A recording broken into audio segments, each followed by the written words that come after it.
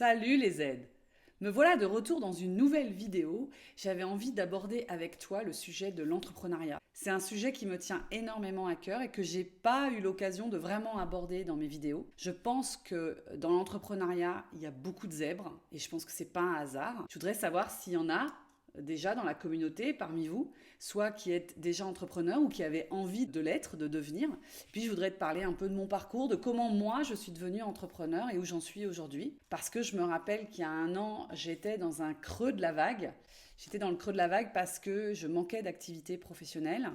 Et je sais plus très bien comment ça a démarré, cette année un peu compliquée, mais je sais très bien comment elle s'est terminée et c'est ça aussi dont je voudrais te parler. Donc l'entrepreneuriat et moi, ça a débuté en 2009. Donc tu vois, ça fait déjà un petit moment que je suis entrepreneur, je suis à mon compte. En tout cas, ça fait plus de 10 ans que j'ai pas mis les pieds dans une entreprise, en tout cas en tant que salarié. Je dois dire que c'est un chemin qui me rend hyper heureuse, dans lequel je me sens vraiment bien, qui est pas parfait, qui est pas idéal. Il y a des choses aujourd'hui qui me manquent, par exemple le travail d'équipe, mais globalement quand même, je me sens mieux quoi en fait dans cette non-structure.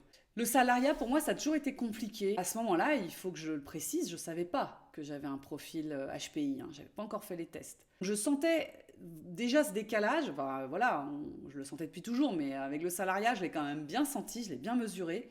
En fait, le problème, c'est que j'avais pas le mode d'emploi. J'essayais de décrypter les codes, j'essayais de les appliquer et ça marchait pas. J'avais vraiment le sentiment de pédaler dans la semoule, de pas être comprise, de pas être entendue, de toujours passer pour l'empêcheuse de tourner en rond. Moi, je voulais changer les choses, les améliorer, dépoussiérer et ça, c'était pas toujours bien vu. En tout cas, mes intentions étaient pas non plus vraiment perçues comme je l'aurais souhaité. J'étais bridée, je me sentais bridée. J'étais pas heureuse en fait. J'ai tout fait, j'étais... Bon après, il est vraiment possible aussi que j'ai pas trouvé l'environnement qui me permette d'être bien. Je sais qu'il y a beaucoup de zèbres en entreprise et qui sont très heureux et c'est ce que je souhaite de tout mon cœur. Parce que si l'entrepreneuriat n'était que la solution, ça serait triste. Parce que c'est quand même une solution d'exclusion en fait quelque part.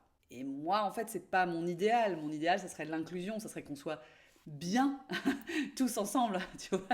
En le disant, ça fait vraiment bisounours, mais bon, en tout cas, tu m'auras comprise. Moi, c'était des années où j'ai pas été que malheureuse, mais j'ai quand même été souvent en décalage et souvent bridée en fait par rapport à ce que j'aurais voulu en fait. Voilà, c'est comme ça quoi. J'avais du mal avec mes collègues, j'avais du mal avec mes chefs.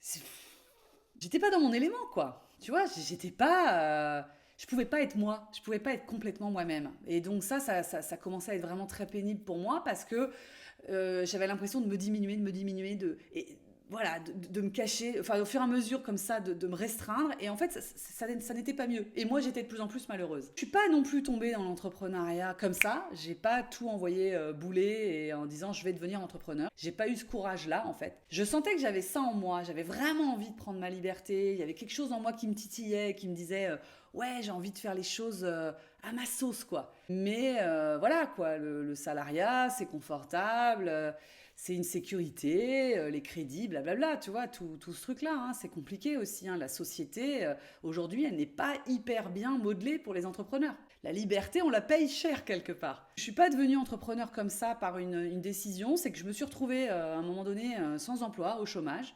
Et puis, il y a le statut d'auto-entrepreneur juste à ce moment-là qui est sorti. Et je me suis dit, bah, c'est l'occasion, quoi. C'est l'occasion d'y aller parce que je prends pas de risque, en fait. J'ai pas d'investissement. Hein. J'avais globalement qu'un ordinateur à m'acheter.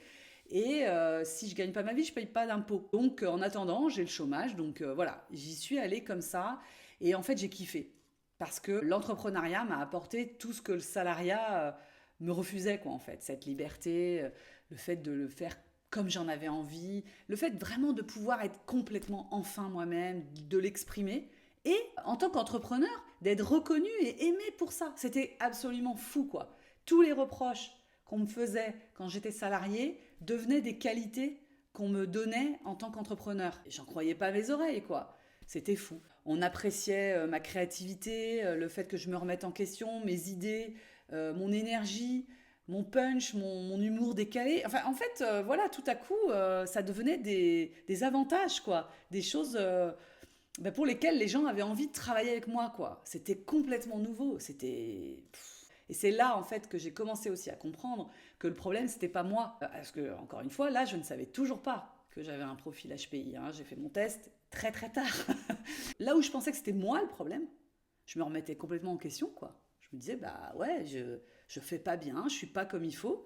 Et ben à partir du moment où je faisais, j'étais la même personne en tant qu'entrepreneur, et où là, on me remerciait pour ça, j'ai compris que le problème, c'était pas moi, c'était l'environnement, la place que je prenais, dans laquelle j'étais, le contexte qui pouvait ne pas être le bon. Parce que oui, il n'y a pas de bien ou de pas bien dans l'absolu. Il n'y a qu'une histoire d'être au bon endroit, dans le bon contexte, celui qui nous correspond, qui correspond à notre fonctionnement, quoi. L'entrepreneuriat, je le suis depuis toutes ces années. Je me suis vraiment éclatée. Ça m'a vraiment conduit jusqu'à moi-même, jusqu'à faire ce test et à comprendre qui j'étais réellement. Je le savais, mais de plus en plus, parce que l'entrepreneuriat, pour moi, c'est un chemin personnel, c'est un chemin vers soi. On est confronté à soi-même, quoi. On peut plus se retrancher derrière, ouais, mais c'est mes collègues qui sont pas sympas, ouais, mais c'est mon chef qui est con. Il n'y a plus de ça. On est seul face à soi-même. Et en fait, on doit exprimer, et encore plus aujourd'hui avec tout ce qui est digital, les réseaux sociaux, on doit exprimer son être. Je suis dans l'accompagnement d'autres entrepreneurs. Et en fait, quelque part, j'ai toujours travaillé plus ou moins toute seule, mais en tout cas, voilà, en équipe très restreinte. Je suis ma marque personnelle. Le Cécile Bonnet, il a pu s'exprimer complètement, quoi. Le décalé, la remise en question, le côté un peu cash, tout, encore une fois, le plus grand choc pour moi, ça a été qu'on m'a remercié euh, pour exactement les mêmes choses pour lesquelles on me faisait des reproches. Ça a été absolument dingue. Ça a été un chemin de haut, de bas, un chemin que j'aime, quoi. Pas linéaire, bourré de surprises, de challenges, de nouveautés, de choses à apprendre. Non, mais dans l'entrepreneuriat, l'apprentissage, il est tout le temps, tous les jours, surtout. C'est génial. On est complètement à notre place parce qu'en plus, comme le zèbre est quand même davantage généraliste que spécialiste, ou en tout cas spécialiste de tout, bah, sur un métier comme entrepreneur, ça marche bien. Parce qu'il faut être généraliste ou expert de tout. Là où dans le salariat, on ne reconnaît pas vraiment le profil du généraliste. On met plus en valeur l'expertise, l'expérience. Et moi, en fait, au bout de quelques mois, sur un même projet, je m'ennuyais. Je me suis jamais ennuyée dans l'entrepreneuriat. Alors, j'ai retrouvé par moments de la lassitude à faire des choses. Mais à partir du moment où j'en avais envie, où je décidais, je pouvais tout faire valdinguer et me réinventer. Je dis pas que c'est reposant, je dis pas que c'est facile. J'ai mis aussi beaucoup d'énergie. Je suis allée aussi au bout de moi-même, mais sans aucun regret, sans aucun regret. Et il y a donc un peu plus d'un an, déjà il y a un an, j'étais voilà dans un creux, à me poser des questions, à avoir envie d'autre chose. J'avais plus trop d'énergie aussi. C'est beaucoup d'investissement, c'est beaucoup d'heures de travail que d'être à son compte. Et puis après, il y a toujours des choses aussi qu'on ne maîtrise pas. Ça fonctionne pas. Moi, j'ai eu des activités qui ont cartonné. Ça m'a beaucoup plu. Et puis voilà, j'ai toujours eu envie de choses différentes. Bon, en tout cas, toujours est-il qu'à un moment donné, lassitude. Et puis ça correspondait aussi au moment où j'ai découvert mon profil et où là, franchement, j'ai eu quand même cette révélation. Et je me suis dit, ok, maintenant, j'en fais quoi? Dans quoi je l'exploite? Et là, je suis retombée dans le questionnement, dans la quête de sens. Enfin voilà, tout ce dont j'ai déjà pu parler. Et j'ai traversé cette année compliquée, un peu du désert, à la fois au niveau perso et au niveau pro. Je me suis rendu compte qu'il y a un an, ben, j'avais plus assez d'activité. J'étais pas dans l'action. Et ça, c'est quelque chose de compliqué pour le zèbre. En fait, on est beaucoup dans le mental. Et si on se laisse embarquer dans ce mental, si on ne met plus d'action, mais l'action, ça peut être je vais marcher, je prends l'air, je parle à une amie, c'est pas forcément des grandes choses. Si on met pas d'action dans son quotidien, eh ben le mental prend le dessus. Et ces questions, moi, elles m'ont ensevelie. Mais pourquoi j'en suis là? C'est quoi le sens? Qu'est-ce que j'ai envie de faire? Qu'est-ce que je fais maintenant? Avec qui? Pourquoi? Enfin, et plus je me posais de questions, moins j'étais dans l'action. Et moins j'étais dans l'action, plus je me posais de questions et moins j'étais bien. Parce que on le sait ce qu'il nous faudrait à ce moment-là quand on va pas bien. On sait que ce qu'il faudrait, c'est sortir, prendre l'air, décrocher son téléphone, voir une amie. On le sait très bien au fond de soi. Mais on n'a pas envie de le faire et on le fait pas. Et moins on le fait, moins on a envie de le faire. Moi, j'étais dans ce truc-là, complètement engluée, trop dans le mental, à déprimer et pas assez dans l'action. Et puis à ce moment-là, j'ai échangé avec une amie que tu connais sans doute pour avoir déjà été sur sa chaîne, qui s'appelle Lucie Diez. Je te mettrai sa chaîne en barre d'infos.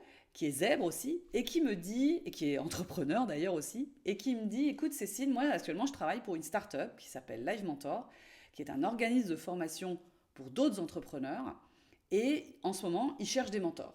Et je suis sûre que ça va te plaire, et c'est des profils comme le tien qu'on cherche. Et j'ai postulé, et depuis mars 2020, je suis mentor chez Live Mentor. C'est ça qui m'a sorti de ma torpeur, c'est de me remettre dans cette action. Parce que là, mes journées ont été hyper remplies, hyper cadencées, avec plein de choses à apprendre, une adaptation à faire, des rendez-vous qui s'enchaînent, puisqu'on travaille que à distance.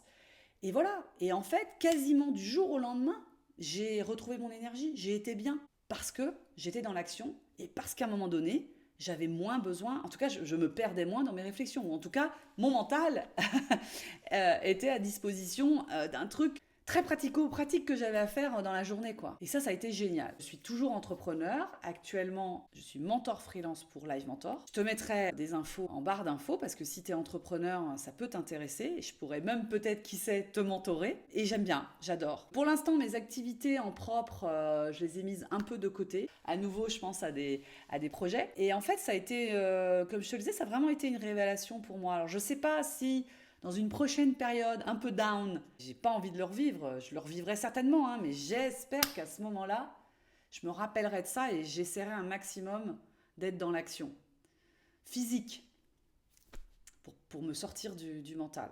Ça me tenait à cœur de te parler de ça. J'ai aussi envie que tu me dises si toi tu es entrepreneur, si tu as vécu comme ça des périodes de down, si l'action t'est profitable, si tu t'en rends compte aussi. Pour te parler rapidement de Live Mentor, sache qu'on accompagne des entrepreneurs et que moi je coach, je mentor des entrepreneurs que je vois en rendez-vous.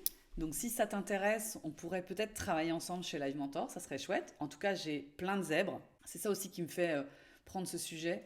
L'entrepreneuriat, c'est vraiment un terrain de jeu pour les zèbres, quoi. Là, on peut contribuer vraiment où est notre valeur. Moi, j'en suis convaincue. Je pense que les zèbres sont là pour faire évoluer, pour changer le monde, pour contribuer à faire changer les choses. Si on est dans des systèmes qui ne veulent pas changer, on est face à des murs et on est malheureux. Il faut trouver cet environnement où on peut l'exprimer clairement et où on peut contribuer à faire évoluer les choses. Ça peut être l'entreprise. Si tu es dans une entreprise comme ça, savoure ta chance. Ça peut aussi être l'entrepreneuriat. Dis-moi ce que tu en penses. Moi, je te dis à très bientôt pour parler d'entrepreneuriat ou d'autres choses, mais toujours de rayures. Et puis d'ici là, prends soin de toi. Bye bye!